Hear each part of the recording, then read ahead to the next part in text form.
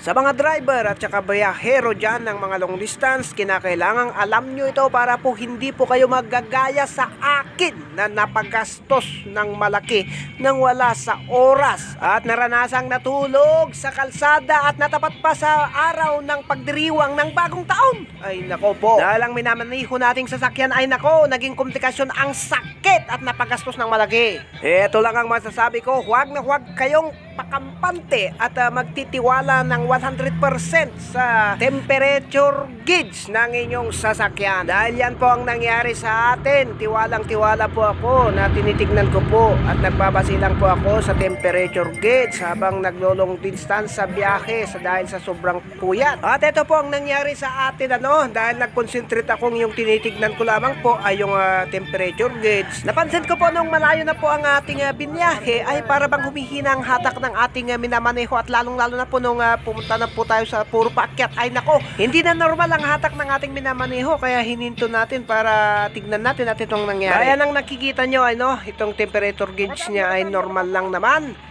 Nasa gitna lang, hindi naman po nag-overheat.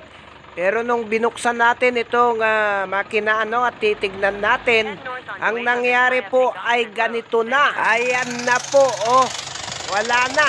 Ay nako, hindi man lang po nagsignal yung temperature gauge. Naubusan pala ng tubig. Itong radiator niya, ay nako, merong bitak. Ayan, tumakas tuloy yung tubig. Ay syempre nag-overheat, nagkaganyan na tuloy. Kondisyon ito nung biniyahe ko. At eto na, ninenervyos na tuloy tayo kung magkano ang magagastos natin. Ay nako. At natapat pa ng bagong taon, ay nako, dito na lang po tayo sa kalsada, nagluto.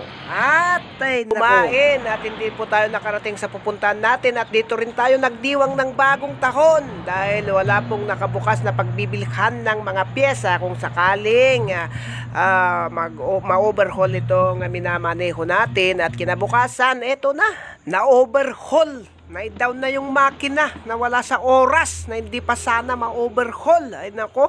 Ito po. At ito po ang mga nadali na pyesa na napalitan. Ito, nadali po itong liner. Ito, pinapakita po ng kasamahan nating mekaniko. Mekaniko po lang po tayo sa mga digasolina lang. Itong nangyari, yung piston ring, nag-lock na. Ayan. Ayan ang umpisa ng pag-overheat ng dahil po nabitak po yung radiator. At tapos hindi man lang po nagsignal yung temperature gauge. Kung nagsignal sana, syempre, hininto po natin. At yung radiator lamang po sana ang inayos natin.